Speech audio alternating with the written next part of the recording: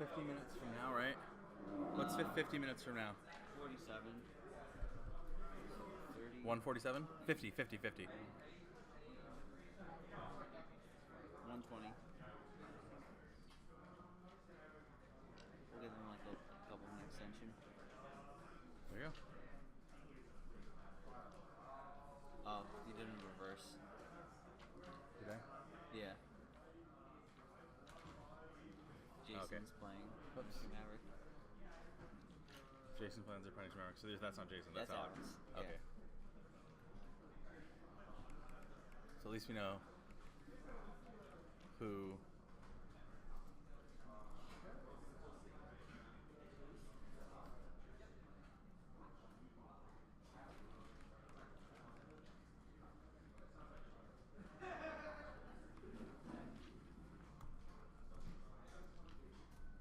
Batter skull. Interesting. I wonder if he knows that Alex is playing Death and Taxes. Because he definitely would have gotten the GTA I gave him this morning. Okay. Yes. File? Okay. Yes.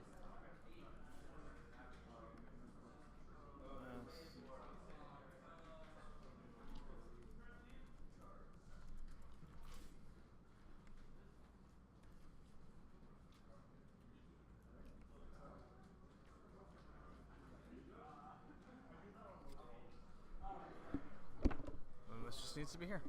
Yeehaw. You're on. You're on.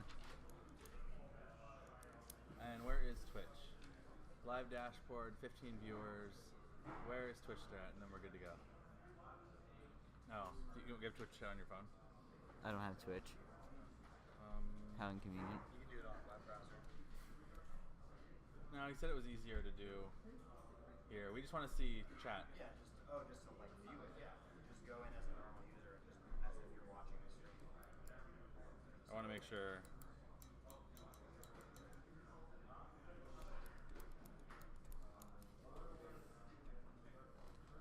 What's the thing for it? Arizona or AZ? Arizona, all spelled out. One word?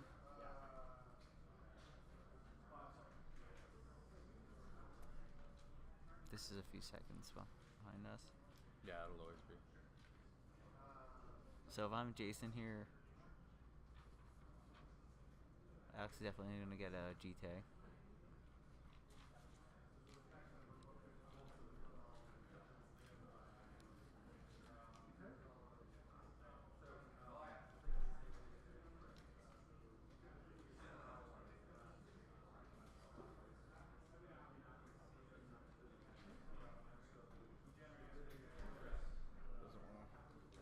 Doesn't want to behave. Whoops. Oh. This is an iPhone. I accidentally turned your phone off. Oh. I'm trying to see if the sound's working. Where's Jason's germ token? I don't know. That's all I want to check. Okay, there we go. Okay, we're up. Draw as windswept teeth for the turn. You gotta do all the boring Twitch chat stuff. Twitch chat stuff. Twitch chat stuff. Good afternoon, 15 viewers. This is Anthony Rivera and your boy Jesse Adams, Jesse James Adams, casting for you today. We have Alex Corwith on Death and Taxes playing Jason Flanzer on Punishing Maverick. We are a few turns behind already, and I'm going to try and figure out how to move Bear with us. this so you can see it. Slight technical difficulties.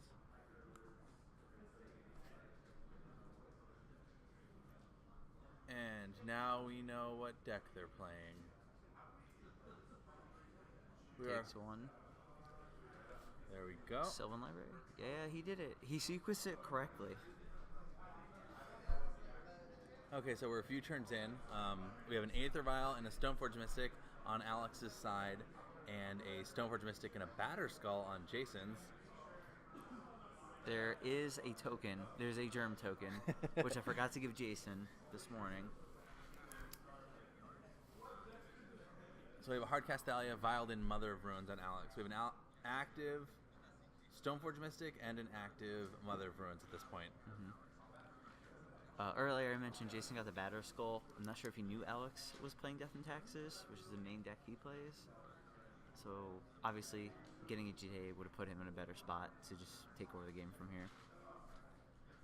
As a perennial non-blue player, Jesse, how do you feel the matchup goes in this? Who's favorite? I'm gonna say Alex's favorite at this point in time. Like Mother Runes is nigh unbeatable when you untap with it against a creature deck like Jason's. He is playing Punishing Fire and he has a Grove in his hand, but he doesn't have any Groves. Or doesn't have any fires yet. Any fires. And Alex looks to have like 5 or 6 cards in hand with an active Vial. Yeah, I see. What do you see? You definitely see a Perfection Revoker, which is right there. He has a Swords to Plowshares in his hand. Named Mox Diamond. Cut him off of red or whatever his third color is. Or just mana in general. Yeah, just mana in general. Sylvan Library. Let's see what we get off Sylvan Library. I mean, Sylvan Library being, one of the best green cards in the format. Garbage. A Diamond, Plains, and a Thalia.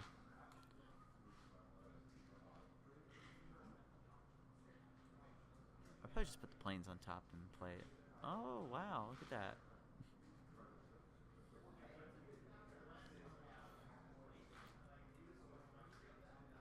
At what point would you consider just paying 4 life to draw cards? I mean, they're in a board stall right here. Jason's light on mana. He's also light on everything. Yeah, he's light on cards. So sometimes just paying 4 or 8 is correct just to get like cards out of the way. But the 2 cards on top are a Diamond, which you can't use, and a Thalia, which he already has one out. Activate Stoneforge, put in GTA. Put in Batter Skull. Put in his own Batter Skull. Nobody wants to play GTA in the creature matchup. They know GTA's good, right? Alex remembers his Germ token trigger. Oh, and Jason. there's the Germ token. Maybe he heard us from across the room. You could have ran across. We have Richard Import draw for Alex. You could have ran across the room and gave him a Germ token. I was thinking about doing it, but I didn't have one. And I told him I'd bring him one, so it brought great shame. I do like that with the setup where they keep their own life total. Oh, up in the top? Yeah. Yeah. It saves us the trouble doing it. Of trying to figure it out, yeah. Yeah. So Alex here, still in the tank, probably in the driver's seat. More so if he would have gotten that GTA. Right, like... As it would have just instantly wiped. Jason might have even conceded to the GTA, just knowing... No cards in hand, active Mom, active Jit. Right, like you can bounce I mean, he can go land Jit if he has it in his hand, but with the Swords to Plowshares, and not... They're kind of just looking at each other, the Batter Skull Wars. I think Jason needs to draw a certain series of cards here, one being Punishing Fire, and the other being a GTA. And the other being Punishing Fire like again? Set up, end of turn, Punishing Fire your mom, force Alex to tap it, like untap, rebuy it, kill it, or just get a GTA. Yeah, in the... Sylvan Library, Thalia, Mox Diamond, Green Sun Zenith, the best card in the deck. So, with alright. his list, here you go, you can have his list. So the spiciest card obviously being... Terravor. But he has the Swords to Plowshares. So... Alex does. Alex has the swords in his hand. Knight of Autumn would instantly kill the Batter Skull. Or no, he has Mother for the Roker. Excavator, Knight. Excavator doesn't really do anything. Maybe he sets up for a Dark Depths kill? Or he puts the Batter Skull on the Merit Leash token. Like a god.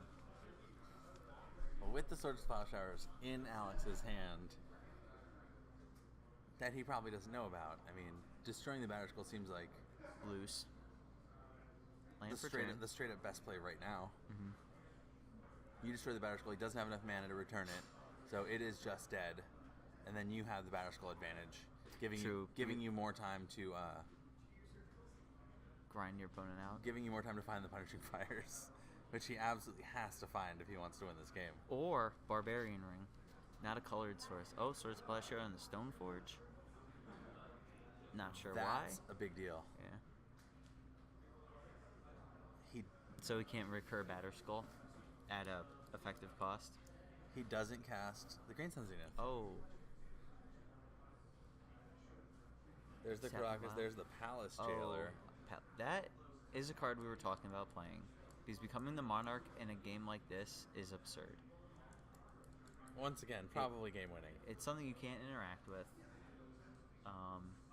It breaks parity.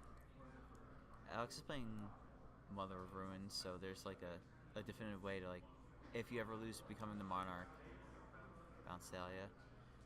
If you ever lose becoming the Monarch, you can just get it back so much quicker. Sort of Fire and Ice. So here's a Fire and Ice Batterskull Germ token. That's what I like to call a yeehaw. I imagine Jason's quickly realized where he went wrong in this game, as he sits with 4 lands, a Green Sun Zenith in hand, a Green Sun Zenith and a Thalia in hand, 5 lands, A Mox Diamond he can't use. and a Batterskull with no token. And a Sword Splash Shards off the top from Alex, off of the Fire and Ice trigger.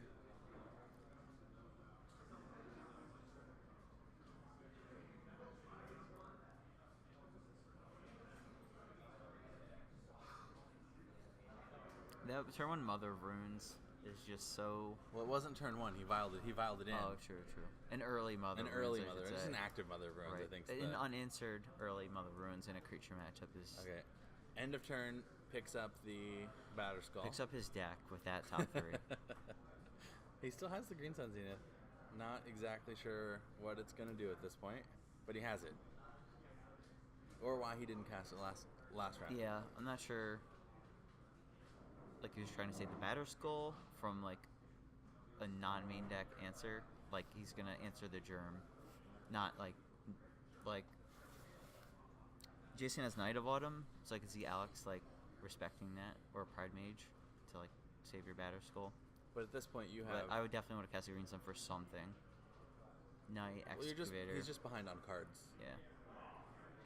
Being the biggest problem. I think at some point you just look at the clock and respect the clock of a grindy matchup. Maybe pick it up.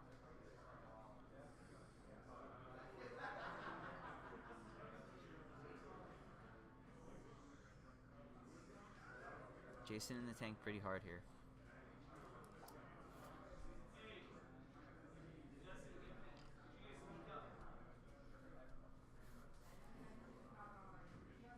We just got told that we're too quiet by executive producer Daniel Espinoza.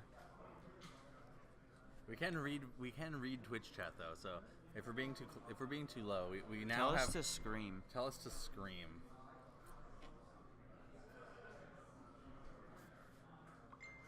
So we get a Green Sun for a Knight of Autumn.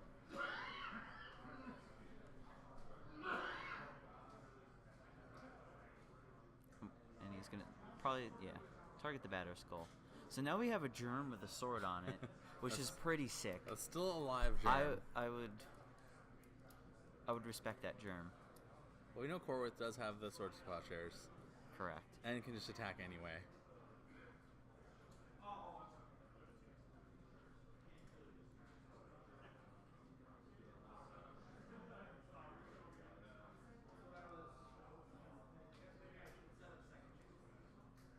Yeah, There's the swords. Now this was always one of the matchups when I play the Punishing Maverick style decks, where Death and Taxes is deceptively really difficult. Right. Just because your hands don't line up correctly. An early Mom is so hard, and then the mana advantage that Aether Vial gives them is just so hard to catch up with. To where you wind up in situations like this, where your deck is filled with cards that should be good against stupid white creatures, but it's just not. Right. And then you have cards like Thalia, which is like a virtual 0. Like, you're not cutting them off mana with it. Like, you can Caracas bounce it, but that's not what you want to be doing. The Flans are staring down a handful of cards. There's no Wraths in the main deck. But he's got a Fiery Justice in the board, which I would love to see game 2. Just kill about 3 or 4 things. Go off. A Savannah. Dark Depths was the second card. But a hand of Thalia land with the Caracas on the other side of the board means that... But Knight of Reliquary. Take a damage, go to 7, play a Knight. Take... He can't even go for the Dark Depths combo with the Active Caracas. Caracas. And he's too low of a life total to have enough turns to Wasteland and then set up the combo. 3 mana. Recruiter. Get something sweet. Okay. Game 2. So. Okay, so loudly speaking into the microphone, you can have Flanzer's list. I will pull up Alex's right here. What do you think Alex is going to have to do? What's he going to bring in? What Alex is going to bring Or in? Jason. All right, so he's definitely going to bring out the 4 Thalia that do nothing, the Gaddock Teague that does nothing. So that's at least 5 cards. I'd bring in 1 Containment Priest, 1 Fiery Justice, 1 Gideon, 1 Knight of Autumn, probably the Swords to Plowshare. And he's also got 2 Council's Judgment, which is just fine against equipment. Gets around Mother of Ruins. Jason's also playing 4 Chalice of the Void, which I don't think is that great in this matchup. I mean, he'll be on the draw, right? So he can turn 1 Chalice, lock him out of Mother of Ruins and Aether Vials. Swords and Aether Vial. Which is a big deal. Let's see if I can turn this up in any way, shape, or form from here. Yeehaw! There we go.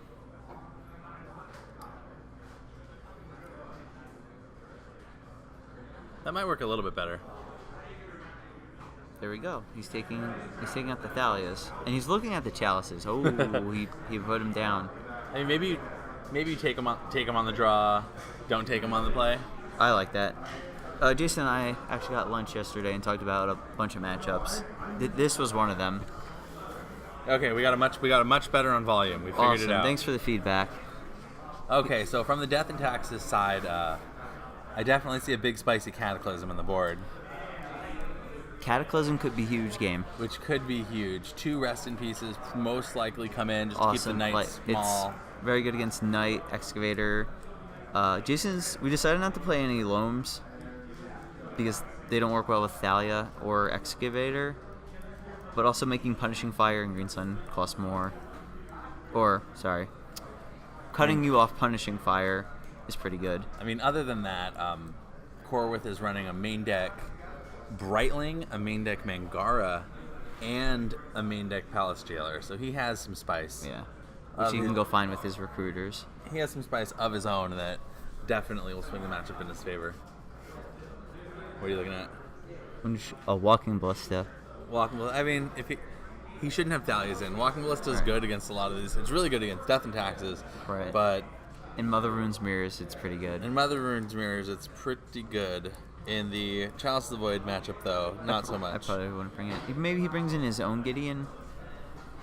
Gideon against Punishing Fire. I guess if you have the Rest in Peace already, Gideon's kind of unkillable. Gideon can just close a game sometimes. Just make an emblem. Or make a dude make an emblem. And Planeswalkers are pretty hard to deal with for these, like, green creature decks.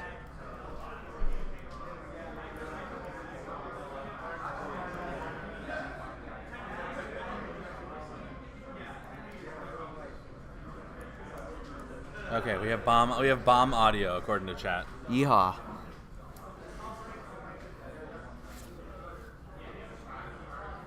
So who do you like in the matchup overall? I always feel much more comfortable playing Death and Taxes. There's just so many hands that they have that Punishing Mav can't keep up with. A lot of the 3-4 color green X aggro decks with Chalice or even with Mom, they secretly struggle with mana issues. You know, getting the Green Sun Zenith for a Dryad Arbor or getting the Mox Diamond into whatever they need to do is so important. And Death and Taxes is so good at capitalizing on mana light hands. Right. So I mean, a Wasteland, a Rich Import, Thalia, Pithing Needle, or not Pithing Needle, Revoker on your Mox Diamond. Suddenly, Flanzer's low on mana and low on cards like he was last game.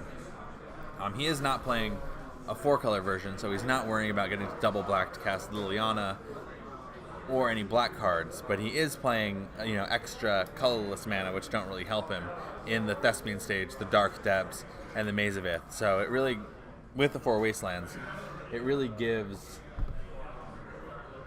a lot of hands that don't like Wasteland and all the stuff Death and Taxes wants to do.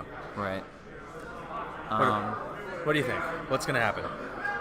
Can Jason pull it back even? Or I is think Alex so. taking the 2-0? When we were building the deck, he modeled it off the deck that I went with the last City Champs at, but he's like, what's your hardest matchup? I said Death and Taxes, for the reasons you just stated. He's like, all right, well, what makes that better? I was like, Punishing Fire? He's like, all right, we'll work on something where, because I expect a lot of Death and Taxes here today. So that was a big decision in adding the Punishing Fires.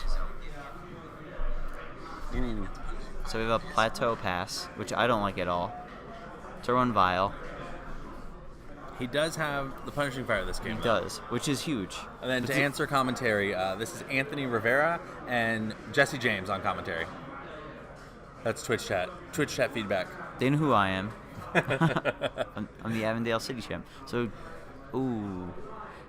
It looks like Jason kept a risky hand of Mardu. Well, these are still the hands that you draw. They don't really do anything. Right. I'm curious to why he didn't play the diamond and pitch the Bujugabog that does nothing in this matchup. I want to say baiting out a Wasteland or baiting out anything with the Rishin. I wouldn't even bait. I mean, Alex is going to slow him down again. He should just, let the Vial tick up, tap a land, and move on, because it's going to leave him with only black mana in a deck that doesn't need black mana, just like that. Maybe it was a bait. Scavenging Ooze, which is an interesting card to keep in this matchup, but maybe he didn't have enough cards to bring in. And now we're stuck where we hate being as the Maverick players. With no green mana. With no actual mana to cast anything real. Just getting ported down. There's a Horizon Canopy draw. Okay, which I hope he discards. Mox Diamond. For the love of God. Okay.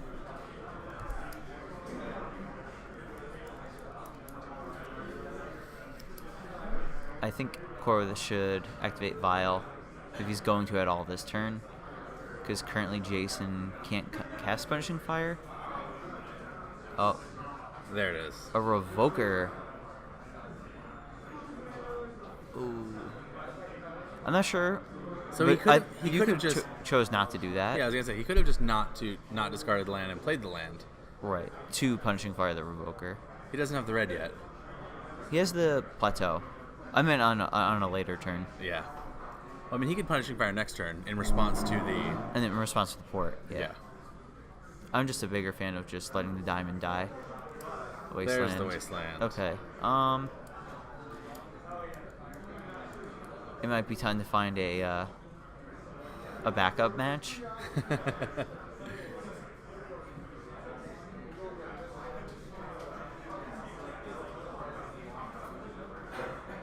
But like you said, this is what happens to Maverick. You draw your almost colorless land that comes into play tapped. There's the Mangara. Yeah, which is just going to eat Jason's lands. Doesn't have the Crocus yet. Doesn't need it. I don't think. Jason has a Crocus.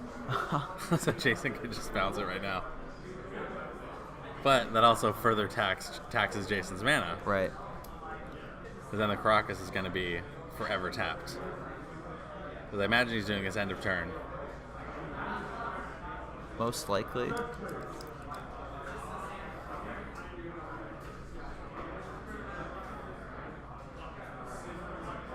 Jason's actually just going to Swords to Plowshares the Mangara. Okay. I mean, use your mana while you can. What mana you have. I think Jason might have kept his hand based on the Punishing Fire. But I'm still curious why he didn't just play a Mox Diamond, discarding the worthless Bujugabog in this matchup. So we do have a Aether Vial on 4. There's another Wasteland. Oh, okay. We have an Aether Vial on 4, and this will be one of the interesting uses for Palace Jailer. Palace Jailer, which he does have in his hand. Here's the Palace Jailer. Yep, just play it raw to draw cards. To just draw cards. And you're actually the Monarch until they deal damage to you, and with Jason having no creatures with haste. Or no mana. Or no mana, he's going to draw a lot of extra cards off of this Palace Jailer. If it's okay with you, I'm going to look for a backup match. Yeah, you can find a backup match Okay. real quick. I'll finish this Fill one in out. for me.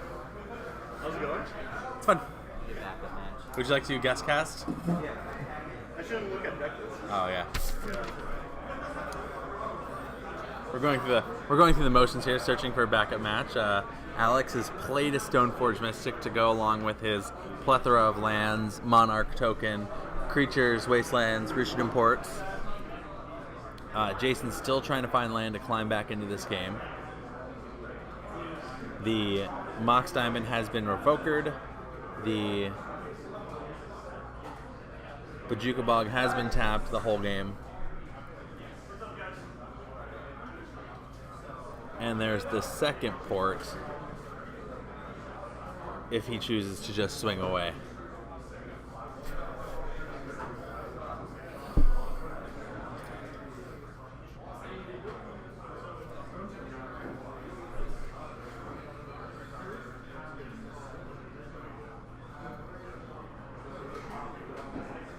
He passes back. Both of Jason's lands are tapped. He draws a wasteland, which will help with mana production and just stopping everything that Alex is trying to do. There is the Brightling to add to Alex's clock. Jason's at 12, Alex is at 21.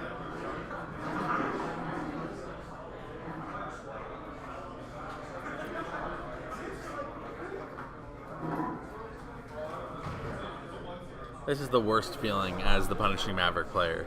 You want to go in and be the big control player, and then you just wind up getting out-controlled by Death and Taxes.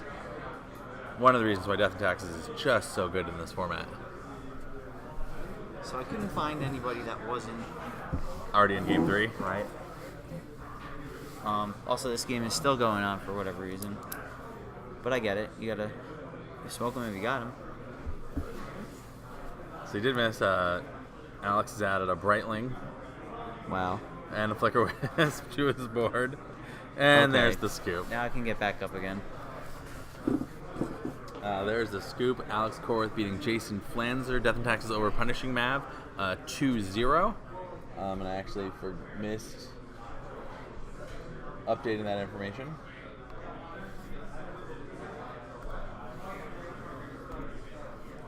There you go. Quick update. We're going to look for a backup match right now. And until then, thank you guys for watching.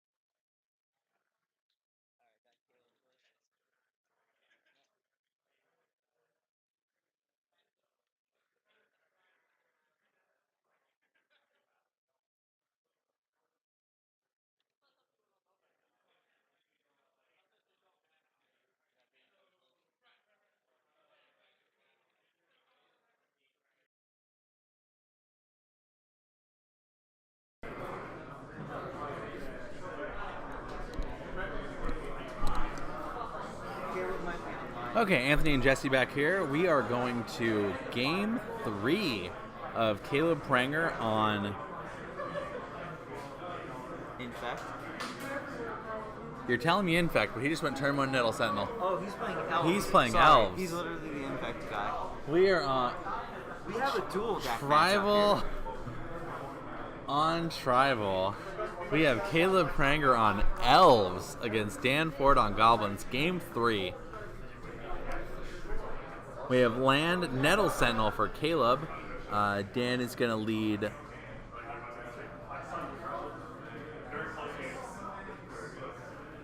Chromox Rishid Import.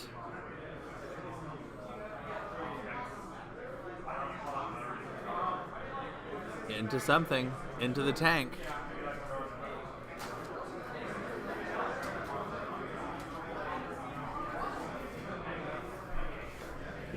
Alright, well, I think Caleb's list is online. But I have Dan Ford's list here. Okay, so we have Dan Ford. He's playing Goblins with 2 Chromoxes, 2 Thorn Amethyst main. This is game 3. We're not exactly sure what they sideboarded in. Caleb comes back with a Gaia's Cradle into a Wirewood Symbiote. And attacking Dan Ford to 18. I did just see the end of game 2, which ended with Dan Ford casting a Goblin Chain Whirler to clear Caleb's board and win the game. So maybe setting up for something like that. Cavern of Souls, probably on Goblins. Hit the Vial.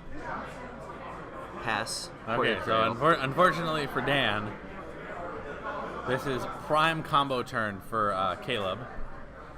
But there are 2 Mind Break traps in his board. I'm not sure if he brought them in or would bring them in. Also, there's 2 Pyrokinesis, which I like. But Caleb just played another Cradle. So we have 6 mana?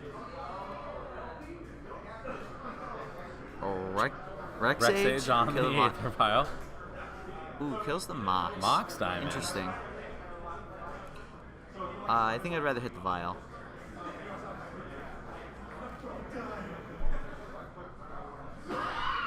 Dan Ford continued to build his mana base. Vial on 1, 2 Cavern of Souls on Goblins, and a Rishid Import.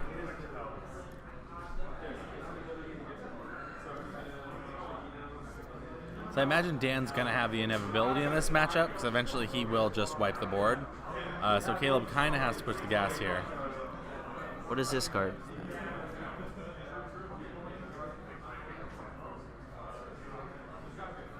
I think that's a Warren Instigator from the dual deck, funny enough. You're saying Warren Instigator? I'm saying it's does he play main deck Crater Maker? Maybe I think that's his Crater Maker. Okay. Yeah, he plays 3 main deck Crater Makers. I think there's a lot of text on that card. I'm going Crater Maker. Alright, I believe you. So the Crater Maker can kill the Symbiote, but the Symbiote can return anything else. Caleb checking his sideboard, which probably means he drew a greens on Zenith. Don't ask me how I know that. Looks like he has a glimpse in his hand. And he said, we're going for it. And we're going for it. So Dan gets nice and comfy. Hopefully looking at a Mind Break trap that he hasn't shown us yet. Or Pyrokinesis. Pyrokinesis, wipe your board. Oh yeah, they told us to fix it. Thanks. Usually people tell me I'm too loud. And today, I'm having the opposite problem. They went into combat. In combat. Okay, so Caleb didn't have it.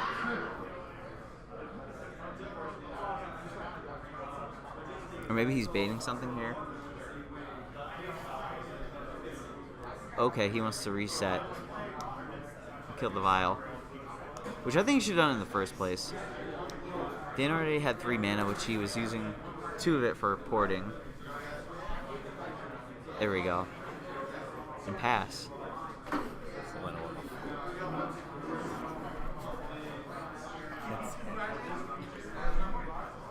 Okay, pass to Dan.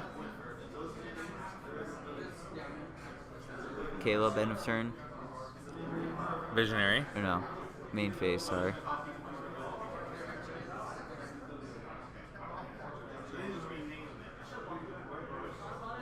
So Caleb has 1, 2, 3, 4, 5 mana available. Danford's barely holding on.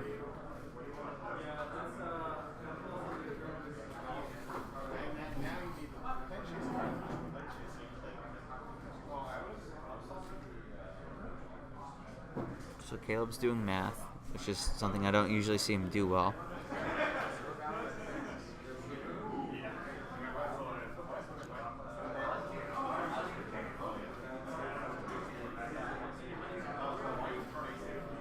Caleb in the tank pretty hard here.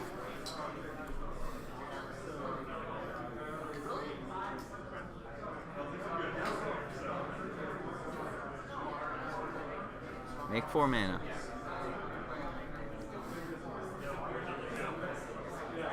Another guy has Cradle. Make 8 mana. So hard cast. Green Sun for. Green he Sun. did it. Green Sun he for saw the Crater line. Hoof. He saw it. Crater Hoof. +5/+5. Does Dan have magic? Maybe he's responding to the trigger on the stack. He's got that Pyroclasm. The pyrokinesis. Pyrokinesis. Sorry. I think he does. Which So is they all have trample, so killing something in response would save you the most damage. right. Which it looks like he didn't. Nope. Good game. And my boy Caleb Pranger takes in game 3 with a Progenitus in hand. Okay.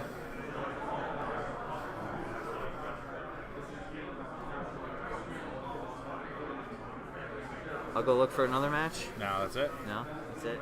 So we have Caleb Pranger 2-1 over Dan Ford. We'll be back at the end of the match. Or the end of the round.